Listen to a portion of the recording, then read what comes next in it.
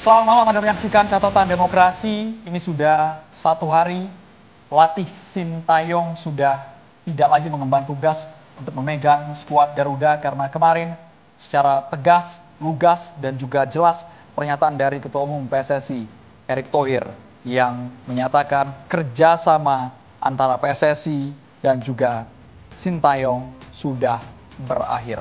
Kami cukup hati-hati memilih diksi apakah ini pencopotan, pemecatan, karena ternyata setelah kami pelajari secara seksama, seharusnya kontrak Sintayong ini sampai dengan tahun 2027. Tetapi pernyataan dari PSSI harus mengambil resiko demi kebaikan semata. Apa evaluasi? Apa yang harusnya kami ulas malam hari ini akan kami hadirkan secara lengkap dan kami pastikan seluruh narasumber yang hadir, baik itu dari pihak PSSI, dari pengamat sepak bola, mereka semuanya yang betul-betul peduli, mereka yang ingin timnas Indonesia tembus Piala Dunia.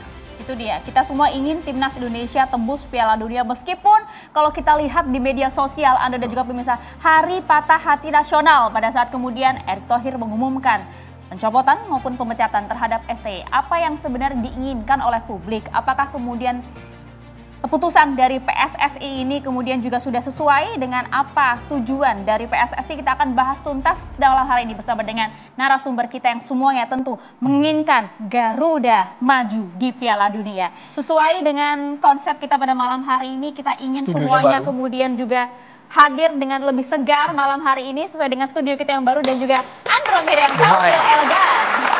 Terima kasih banyak dari BHS dengan batik Jack White yang dipakai Maria dan saya. Sekali lagi kami juga menghadirkan teman-teman mahasiswa dan juga para pendukung, pecinta, supporter timnas. Boleh tepuk tangannya untuk Mas Diki Sumarno dan juga teman-teman. Sudah hadir para pecinta timnas dan juga dari mahasiswa Universitas Al Azhar Jakarta. Langsung saja kami perkenalkan satu persatu narasumber kami. Kita ingin minta penjelasan secara jelas dan juga detail langsung dari anggota Exco PSSI, Bang Arya Sinulinga. Selamat malam. Assalamualaikum. Malam, Bang Arya. Selamat malam. Malam, Bang. Kita cek ombak dulu, Bang Arya ya. Oke, Bang. Kita cek audio dulu, Bang Arya. Makanya pertama saya diminta ya. Media sosial aman, Bang? Hah? Media sosial aman, Bang? Banyak. Bahkan tadi ada nomor saya mulai disebar-sebar. Oke. Mudah-mudahan dengan proses ini sepak bola kita sehat, tidak ada lagi yang seperti ini. Tapi kami berharap malam hari ini Bang Arya Sinulinga bisa betul-betul buka-bukaan, bahasanya tidak juga normatif sehingga publik jelas, Bang. Ada alasan yang rasional yang bisa diterima oleh publik kita. Jutaan pecinta sepak bola di tanah air. Tapi ditahan dulu, Bang Arya. Kita perkenalkan dulu yang lain juga, Bang Arya. Kita simpan dulu. Yang kami juga ingin menghadirkan di sebelah Bang Arya Sinulinga yang namanya kami miris sebenarnya. Selalu dikait-kaitkan dengan STY. Bahkan dengan pencopotan STY namanya dikait-kaitkan. Apa hubungannya Thohir dengan STY? Thohir sebagai pihak outsider dari luar. Hanya mengomentari, mengkritik, tapi ternyata dianggap memiliki peran. Bung Tommy Welly, pengamat sepak bola, selamat malam. Selamat malam. Yang katanya mafia. Oh ya mafia katanya. Mafia bola Baik. katanya. Kami juga menghadirkan Bang Effendi Ghazali. Selamat malam, Bang Ege. Ya. Cuma disebut sebagai pencinta sepak bola. Pecinta sepak bola. Ikan cintanya tidak pernah selesai. Postingan Bang Effendi Ghazali terakhir, seingat kami di media sosial, bersalaman, berpelukan dengan Sintayong, dan juga ada sebuah caption, saya juga salah. Oh iya, itu. Itu dia, kita minta penjelasan Ya, nanti ya Bang ya. Saya juga salah. Apalagi Exco sebetulnya gitu. Dan juga kami perkenalkan sudah hadir bersama dengan kami semua pengamat sepak bola, Bang Akmal Barhali. Selamat malam, Bang. Selamat malam, salam sepak bola, semangat terus. Waduh, ramai juga kemarin komentar netizen soal Bang Akmal di Catatan Demokrasi kemarin. Saya antara tega nggak tega, Bang, lihat media sosial. Tapi banyak orang-orang yang kabarnya mau nge-hack Anda, yang memburu alamat Bang Akmal juga kabarnya. Korban berikutnya katanya. Saya tungguin malah. Saya tungguin kalau ada yang mau nge-hack gitu. Dan hari ini saya bukan pengamat sepak bola, saya koordinator Save Our Soccer. Karena pengamat sepak bola harus bisa main bola. Baik. Netizen minta seperti itu. Terima kasih banyak Bang Akmal. Terima kasih Bang Akmal. Dan juga hadir pula bersama dengan kami ada Bung Andi Bahtiar Yusuf. Selamat malam, Bung. Selamat malam. Sama sih, pengamat sepak bola harus ada sertifikasinya. Jadi saya penganut aja. Penganut sepak bola. Mantap, kita berikan tepuk tangan untuk seluruh narasumber kami. Dan juga masih ada 1 kursi kosong, langsung saja kalau begitu kita undang untuk maju bersama dengan kita semua. Ini dia Bung Rahim Sokasi, tokoh sepak bola nasional. Selamat malam Bung, monggo silahkan. Terima kasih sudah hadir. Terima kasih banyak silakan, Pak Rahim Sokasa. Tokoh legenda sepak bola kita, tapi kita boleh ke Bung Tommy Welly terlebih dahulu. Yang pertama. Bung Tommy Welly, kami ingin komentar PSSI dulu. Karena nama Bung Toel kami juga heran Bang. Saya dan juga Maria merasa selalu dikait-kaitkan. Kenapa TV1 mengundang Tommy Welly? Kapasitasnya di mana? Kompetensinya apa sih? Kenapa setiap ada STY main, STY ketika pertandingan mungkin menang ataupun kalah, Toel selalu kesannya, ini sentimen pribadi nggak sih? Kok apa-apa salah di mata Toel? Enggak. Makanya saya heran gitu loh. Masyarakat kita, masyarakat bola kita, kan yang muji-muji STY banyak ya. Kalau bicara pengamat bola, pandit 20 kali, 30, semua puja-puji itu. Kok repot sama satu yang mengkritisi? Iya kan? Pakai di doxing segala. Pakai disebar-sebar data pribadinya gitu kan. Yang katanya Bung Toel mafia bola gitu loh. Memang ada pandit lain yang ngomong soal pengaturan skor ya? Memang ada pengamat sepak bola lain yang jadi saksi di Mabes Polri untuk pengaturan skor? Memang ada pengamat olahraga lain, sepak bola lain yang jadi saksi di Pengadilan Negeri Sleman untuk pengaturan skor? Cuma saya loh. Tapi dibilang mafia bola gitu loh. Jadi saya memang concernnya bola dan sekarang saya senang bukan STY out. Gitu loh. Itu kan cuma keniscayaan aja. Tim nasional selama paling senang STY dikeluarkan oleh PSSI adalah Tommy Welly. Katanya. Itu kan keniscayaan aja. Timnas akan selamanya. Pelatih itu ada waktunya. Karena semuanya ada ukurannya, ada perimeternya, ada KPI-nya, kan begitu. Jadi saya senang kenapa? Karena kemarin penjelasannya kita bicara bola lagi. Bicara bola lagi loh. Tentang taktikal, tentang komunikasi, tentang implementasi, tentang timnas kita loh. Jadi yang dibelain timnas kitanya gitu loh. Loh kenapa sekarang sampai sebegitunya, sampai terbelah di jagat bola kita, di publik bola kita nggak sehat. Karena selama ini kita ngomong nggak jujur. Karena Sinteyong ini nggak polos-polos aja sebagai sportsmanship seorang pelatih kalau dari sudut saya. Karena di belakangnya ada agensi-agensi yang membackup dia. Dari sisi apa? Komunikasi di media sosial. Kalau enggak buat apa orang ngedoxing saya? Kalau enggak buat apa orang nyerang saya di media sosial? Jadi ada itu yang namanya influencer, buzzer, dan sekarang sepak bola kita perilakunya enggak sehat, sakit.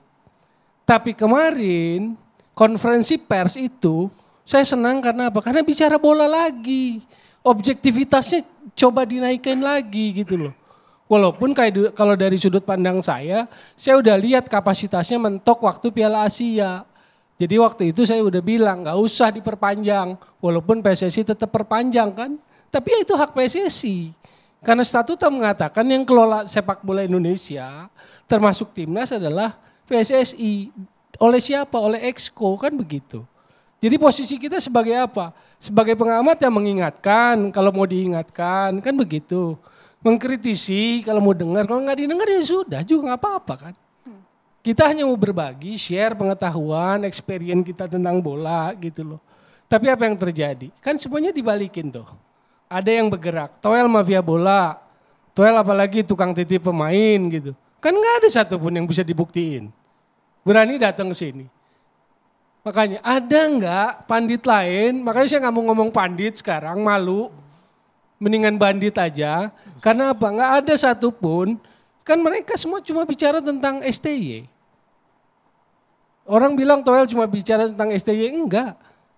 Saya jadi saksi pengaturan skor di Mabes Polri, saya jadi saksi di Pengadilan Negeri, saya langsung terlibat.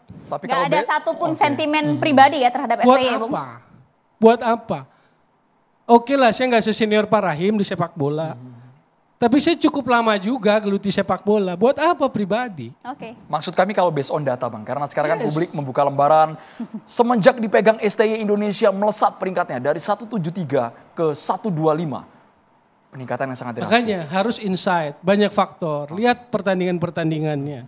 Bahwa itu terjadi dalam kurun 5 tahun, iya. Tapi apakah cuma itu yang menjadi indeks? Kan nggak perlu itu juga. Kualitas permainan. Sekarang kalau kita kasih satu pertanyaan dasar, filosofis. Apa warisan STY buat sepak bola kita? Apa? Fundamental. Dia nggak bangun fundamental sepak bola kita. Karena memang bukan tugasnya. Tapi kan itu yang disebar-sebarkan kan. Jadi beritanya bias. Apa yang dibangun sekarang saya tanya? Warisannya apa? Kalau kita filosofi olahraga, warisan olahraga adalah persahabatan. Apakah saat ini terjadi persahabatan itu? Enggak dong, kalau kita lihat di jagat maya.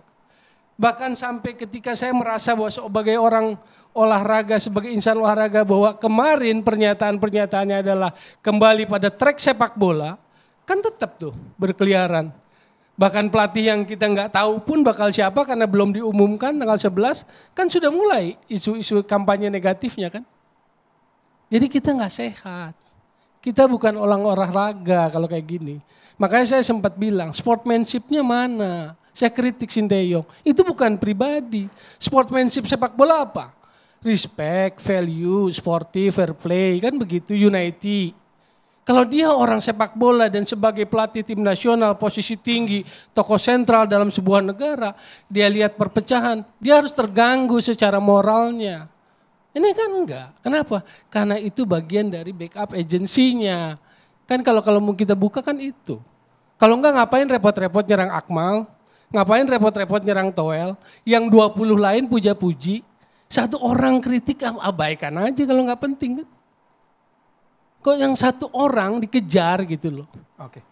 Kita boleh ke Bang Andi Bakhtiar. Berarti kadarnya Bung Toel, kalau klaim Bung Toel ini kadarnya murni untuk kemajuan sepak bola, tidak ada sentimen pribadi setelah STY out dari timnas Garuda. Kalau saya, ya terima kasih nih kesempatannya. Saya sebetulnya menyayangkan kemendadakan ini sih. Ketika 2 hari lalu tiba-tiba ada tweet dari salah seorang exco yang bilang bahwa kalian selamat jalan, terima kasih, bla bla bla. Saya pikir ini cuma main-main doang nih. Lagi ngetes pasar. Ngecek ributan lagi tadi agensi kalau kata Bung Toel bilang. Tapi kemudian ketika sehari kemudian preskon dan betulan terjadi, sebenarnya saya cukup kaget karena saya pikir bahwa baru bulan Juni kemarin diperpanjang sampai 2027, lalu terus tiba-tiba dipotong gitu aja. Dan kemudian ya artinya kan perencanaannya pasti nggak 1 hari 2 hari kan. Dan memang argumennya adalah kita masih akan bertanding bulan Maret, kita masih punya waktu sekitar 2 bulan. Tapi menurut saya tetap aja sangat mendadak gitu. Karena tim ini sedang berjalan dan secara ukuran, saya juga sama kok mau Bung Toel. Saya tidak merasa STY pelatih yang hebat sebetulnya. Ya Jay Itzes datang, kita main home lawan Vietnam, mainnya biasa aja kan. Ketika kita menang 3-0 di Hanoi, bukan karena STY bagus, karena ada Tom Haye dan ada Ragnar Ratmangun, kan begitu. Tapi kan balik lagi, apakah keputusan tiba-tiba menarik sosok pelatih yang paling penting yang sekarang praktis sedang dipercaya Republik dan juga secara ukuran lagi ada di nomor 3. Saya abaikan AFF ya, karena kan targetnya emang nggak juara dari awal. Itu adalah keputusan yang tepat, kira-kira itu aja. Jadi sebenarnya saya cukup menyayangkan. Saya rasa entah tuh di klausul kerja atau di perjanjian atau di semua kesepakatannya dengan federasi, targetnya adalah dan evaluasinya adalah di bulan Juni. Saya berpikir seperti itu. Karena kan itu ukurannya. Karena kan sedikit lagi kita mungkin apa kita maju, apa kita stagnan, apa kita mundur dari grup ini.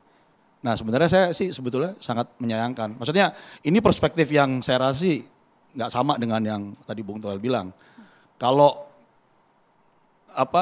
apakah tadi ditanya Bung Toel menyerang secara pribadi, saya rasa mungkin sama ya. Saya udah lama saya selalu bilang kalau kenapa perbedaan tuh kayak dilarang gitu di sini. Kan ketika Saya abaikanlah teori-teori ada agensi apa segala macam buzzer, tapi saya lebih melihat sebagai kenapa ketika ada satu orang berbeda, dua orang berbeda, mungkin tiga, yang satu lagi kan minta maaf langsung. Langsung minta maaf, nggak mulai ngomong STY katanya. Nah, yang ada tiga orang yang tiba-tiba berbeda, kenapa terus langsung diserang itu habis-habisan? Kenapa kita berpendapat harus sama?